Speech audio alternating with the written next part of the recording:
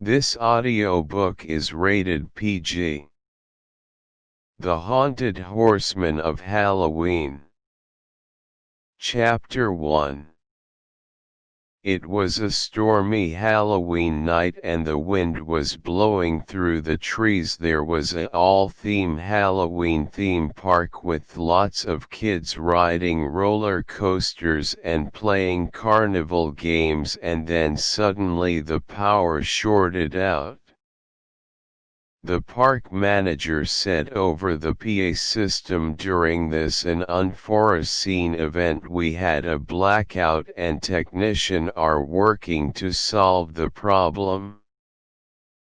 Please all guests exit all rides and head to your nearest fire exits. Another voice came over the PA system, this time in Spanish. Por favor me tengo su atención durante este apagón. Todos los huéspedes deben dirigirse a sus salidas de incendios más cercanas.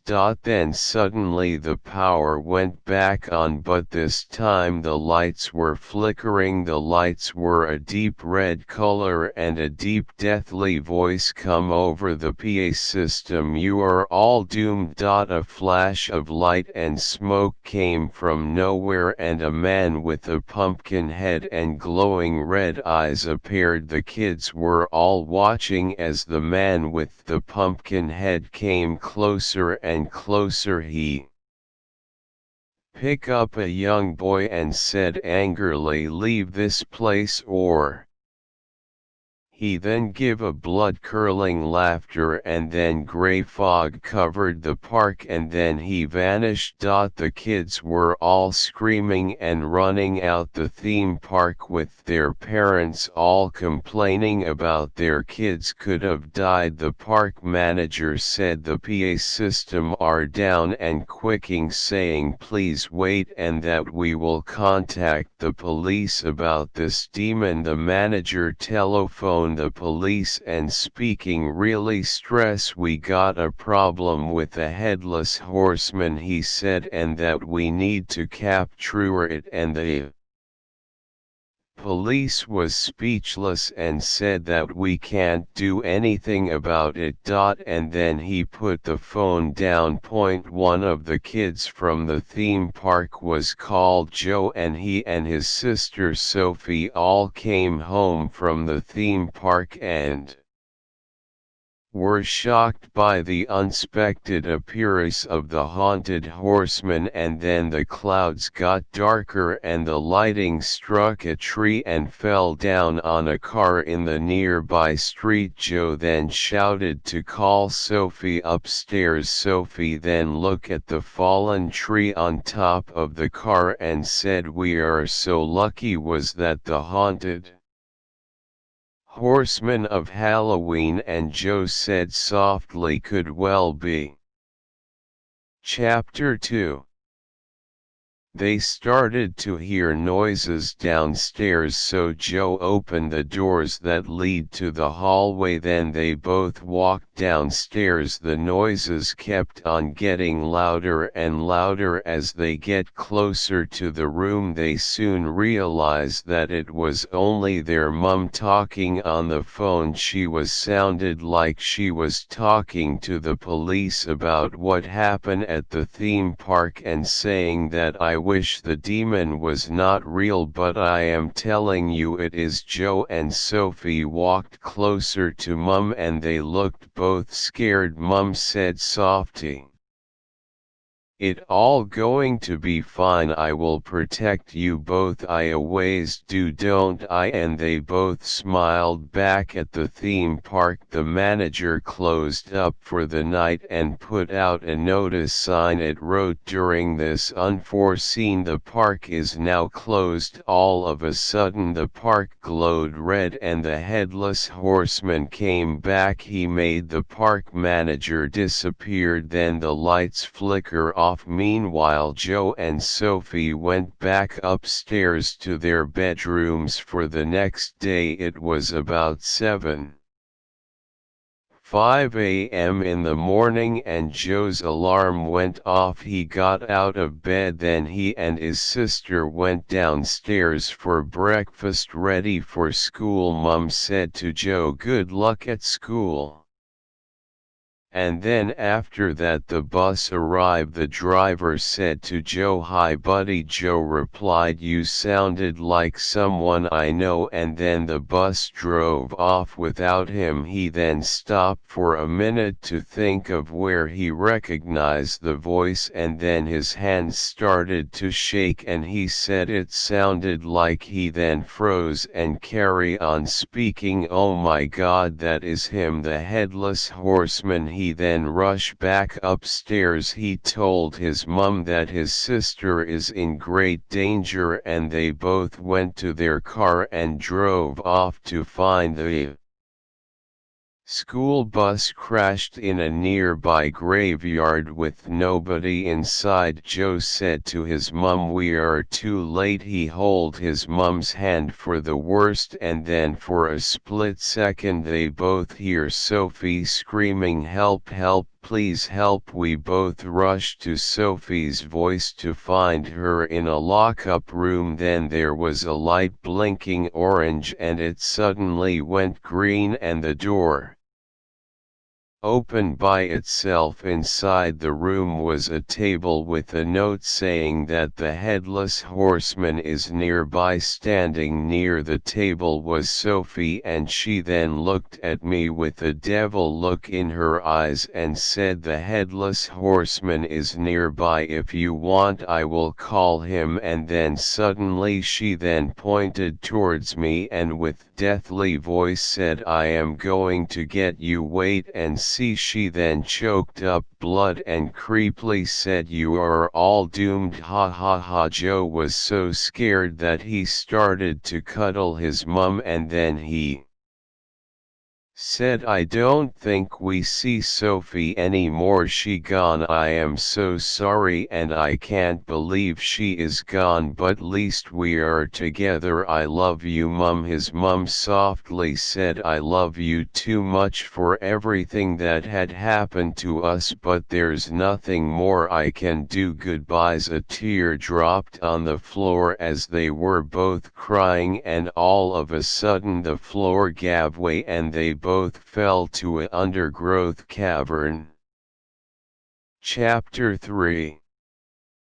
There was a light at the end of the cavern. They both laughed. Joe said that may be the way out, so they both walked towards what looked like daylight. As they both walked closer, the light becomes more brighter. There was also a cold breeze coming through the cavern. Then the wind started to get stronger and stronger. We then saw a man walking towards us. At first I thought it was someone from the crashed school bus, but it then became clearer that it was the theme park manager. But there was something different about him. He had no head, but instead he had a pumpkin head with glowing red eyes. He suddenly started to run like something or someone was chasing him, and we started to hear a horse galloping towards us. We kept hearing it all around us like there was more than one headless horseman. At that moment we both thought this might the end, and we heard someone shouting, "Go up here." It looked like a helicopter rescue ladder, and as I look up there was a hand, and the man said, "Here, let me help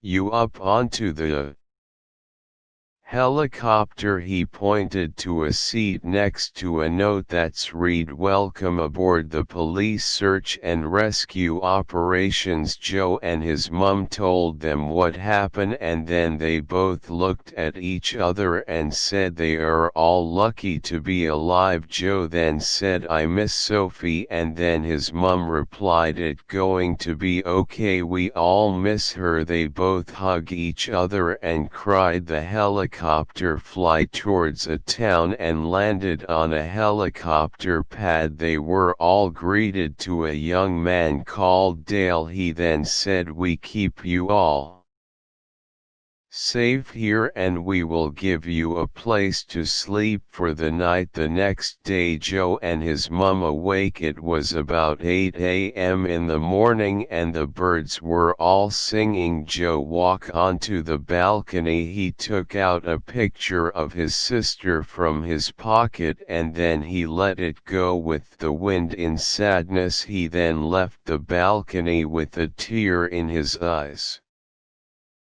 Chapter 4.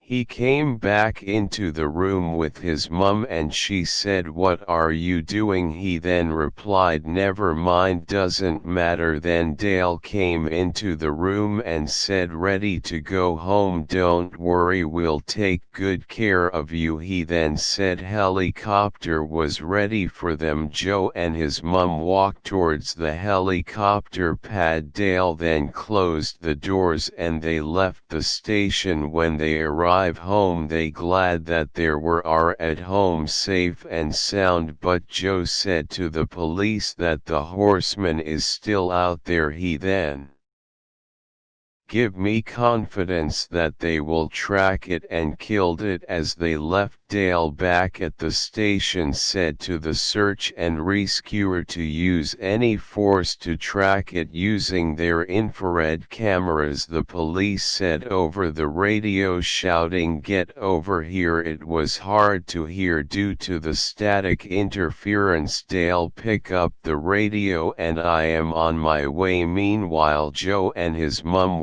are all still shocked at this point and grateful that the police saved the day. Then they all heard a big explosion with police sirens sounded. They closed the house doors and then locked it up just in case. Joe looked out his mum and said, "We are safe here, aren't we?" And his mum said, "Don't worry, whatever happens I will always be there for you." Then Joe looked at her and smiled. Meanwhile, Dale has detected the headless horseman on Google search and had found some disturbing facts, that not only that he was a bus driver, he was also born in the 15th century. Dale was so shocked that he cannot believe that they are hunting down not only that he a headless horseman but a ghost. He sent the info to the helicopter at the time was shooting the monster. Dale said over the police radio saying that he sent the info though to his laptop, and they were all shocked as much as Dale was that what they were dealing with was a ghost from the 15th century and that it may be harder than they think. Both of them looked at each other and said, "The only people that are trained for this kind of thing is." He then paused for a split second and then looked at the wall. There was a poster saying "pushed to ignite," but if we do that the whole town will die maybe, but we got no other choice. They both hold hands and say their goodbyes. The helicopter came closer to the monster and the police said ready, and then there was a complete silence and they said now. They push the button and back at the station Dale radio to see if they killed the ghost and nobody replied. Chapter 5. Meanwhile, Joe's house was all over the place and the street was all covered with damaged cars, and Joe and his mum come from under the basement floor. Joe said, "Is it all over with?" His mum then replied, "Maybe we'll stay here just in case." It was then at that moment everyone seemed to be gone and then shouted no. Back at the station, Dale kept on hearing static with his radio. He then rushed to a nearby jeep to find what was happened. As he arrived, he looked stunned about what really happened here. It looked like a bomb had hit the place, said Dale. He carry on driving and he then stop at a street where Joe and his mum were both walking on the side of the road. Dale said, "Hey, you guys, come over here." Joe turned to find who was calling us, and then they both saw Dale waving his hands. Then they rushed to see him and they both jumped into the Jeep and off they went towards the location that the ghost of the headless horseman was, but there was no sign of the crew or the monster. And then all of a sudden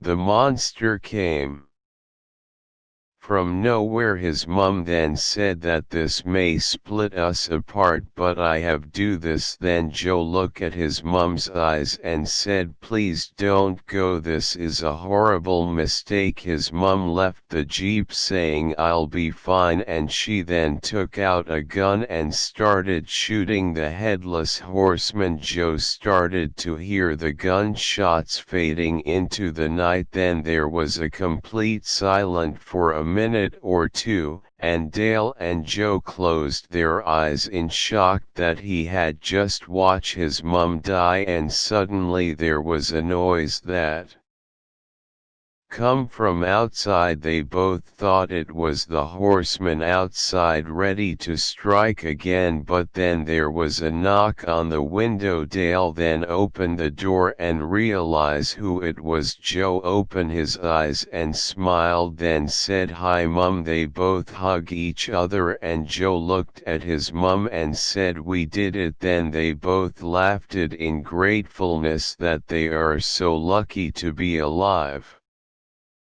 Chapter 6. Dale then drove the Jeep back to the station. As they arrived the station, there was a sudden call from the radio. It was the police from the helicopter. He sounded like he was running away from something. Dale then realized that they are still alive. He then replied, "Where are you?" Location. It was not clear on what they were saying, but kinda sounded like a code. Dale was then thinking what was the code for. He looked at his radio and said, "That's it," and he then put the code into his radio. There was a evil electronically voice came over the radio, "You will not escape from me." Joe and his mum both said, "We need a plan to stop this evil monster." But how? Dale replied, "I don't have a clue. It does not make any sense. It over. I have failed." Joe looked at Dale and said, "You haven't failed me. You just got to believe that you can do it and be the hero." That was what my sister used to say to me when I ever feel down. Dale then told me what happened to her, and I then said the headless horseman killed her, and then Dale said, "That does it. I am going for it." Headless horseman, you going down. Chapter 7. Dale noticed that there was a spare helicopter and he then said, "Stay here and I will be back." He rushed to the helicopter, then flied towards the town where the headless horseman's was located, and then suddenly the helicopter lost control. He then discovered a place to land into a nearby graveyard. As he landed, he went towards an school bus that was left abandoned. He then decided to drive the bus as the helicopter wasn't working. He then realized that the bus had a button that reads "push to exit." He then closed his eyes for the best of luck and pushed the button, and then everything went blank. He then awoke and he then was back at the station. Dale then thought to himself, has it all ended? He then tried to find Joe and his mum, but no success. He checked everywhere but still can't find them. All of a sudden he started to hear someone in the closet. As he opened it, he gave a big smile. Joe then said, "Welcome back, buddy." He then laughed, saying that he is so pleased to see the world back to normal again. Joe then started to hear Spahai voice saying, "Joe, what happened?" Then his mum smiled at Joe. He then looked at his sister and said that, "I am glad that you are back." They both walked home. The end.